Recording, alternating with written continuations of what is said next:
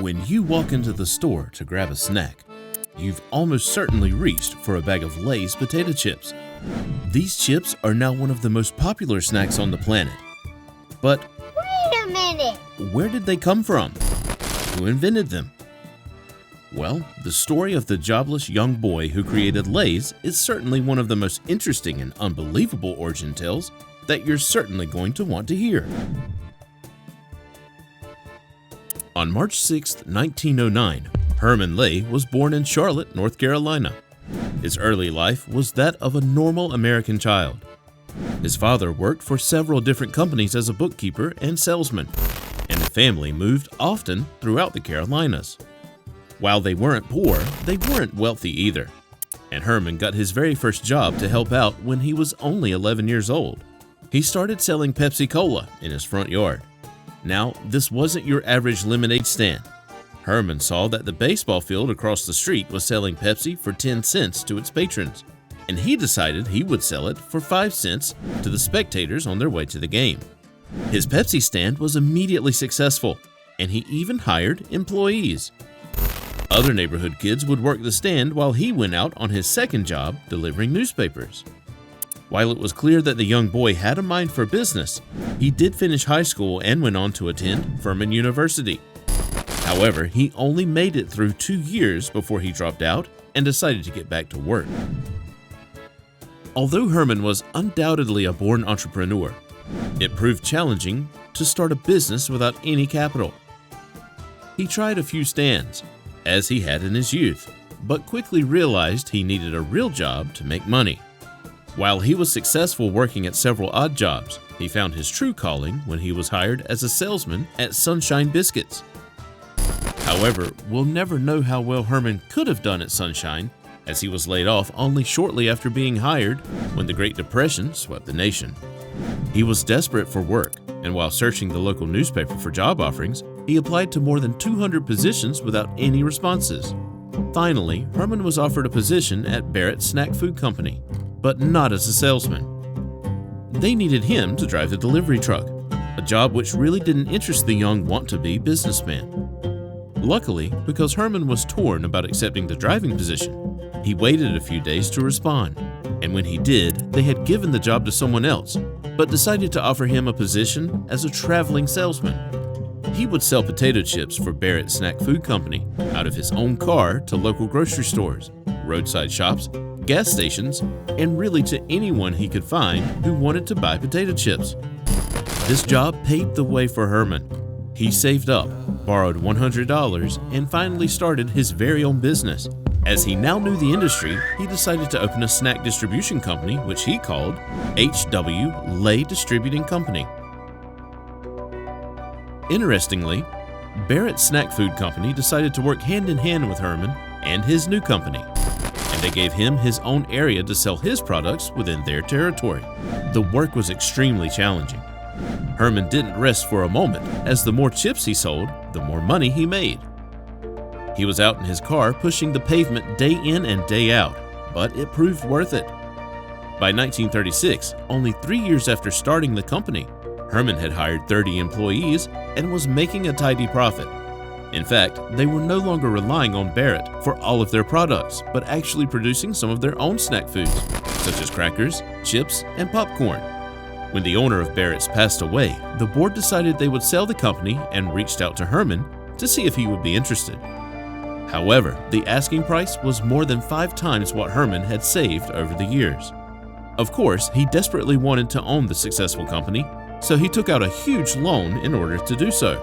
This was incredibly risky, and he really wouldn't know for several years whether or not it would ruin him. He took the Barrett factories, workers, and distribution network and renamed it all H.W. Lay, and he came up with an idea to make his money back as quick as possible. He would try to sell potato chips throughout the entire continental USA. At the time, this was quite a strange idea, as no other company was doing so. Potato chips were sold in paper bags, and they went stale extremely quickly. Therefore, without preservation, no one believed he could ship the chips across the country and ensure they would still be edible. But Herman decided to take on this challenge, and the technology he developed to do so would change the world forever. Herman decided he would try to use glassine, a technology that, at the time, preserved stamps and photographs. The idea was to create a bag that would seal in order to keep dirt and dust away from the chips, as well as keep them preserved so they didn't go stale or soggy. Once he had successfully created the bag, he then developed a machine that would produce hundreds of glassine bags to be used to package the chips in little to no time at all. It's important to note that while, of course, the technology advances were important, Herman also traveled around the country to various stores to not only understand how much they were selling, but also to explain the new system and how it would change how they sold chips. This marketing strategy was ingenious, and it's safe to say that while Herman was certainly an innovator and fantastic businessman, he was still a salesman at heart. By 1939, H.W. was distributing its glassine-sealed bags of potato chips throughout 10 different states. And while it seemed as though the business could only continue to improve, something happened that changed everything. World War II. The government placed Lay's distribution as one of the many companies forced to shut down as factories were not legally able to produce anything that wasn't essential for the war effort. However, Herman was adamant that he would keep his business afloat, and he petitioned Congress to do so by explaining that potato chips were in fact essential to the war. His argument stated that potato chips could be eaten by the American people at any time, as they did not spoil in their sealed bags, and therefore should be considered the perfect wartime food. Fortunately for Herman, the food industry spokespeople made the case to the U.S. government and won, making potato chips officially essential during the war. Not only did this keep the factories and distribution centers open, it actually made Lay's the second biggest food company in the country by the end of the war. At the time, the largest snack food company was Fritos, a company that had done exceedingly well as they had invented a machine that would mass-produce corn chips and other various snack foods.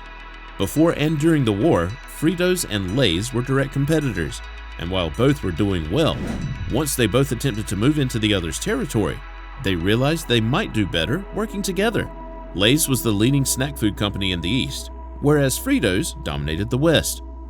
But when Fritos wanted to open a factory within Lay's territory, Herman decided to meet with its creator, Charles Elmer Doolin, to discuss what they could do to work together. The agreement they came to stated that Lay's could become an exclusive manufacturer and distributor of Fritos products throughout the eastern states. And they also agreed that they would allow each other to sell their products at the same grocery stores and gas stations. With this arrangement, Lay's sales jumped up to $16 million and Fritos to an amazing $26 million. While this first partnership was certainly important, it was only the beginning of what the two companies would do together. There is no doubt that both Fritos and Lay's were doing well during the 1950s. They were each creating new products that were beloved by the American people, such as Lay's barbecue-flavored potato chips and Fritos' cheese corn puffs, known as Cheetos. But sadly, Charles Elmer Doolin passed away in 1959 from a heart attack. This loss was felt greatly within the company, and the board wasn't quite sure what to do next. Over the next few years, it was decided, per Herman's recommendation, that they would combine the two companies officially and completely, renaming it Frito-Lay. Herman Lay became the first CEO of Frito-Lay, and true to his character, got to work right away. Of course, Herman had always wanted to sell his products on a national level, and now he could. So in order to promote the Frito-Lay snacks, he did something that no other food company had done before. He made a television commercial.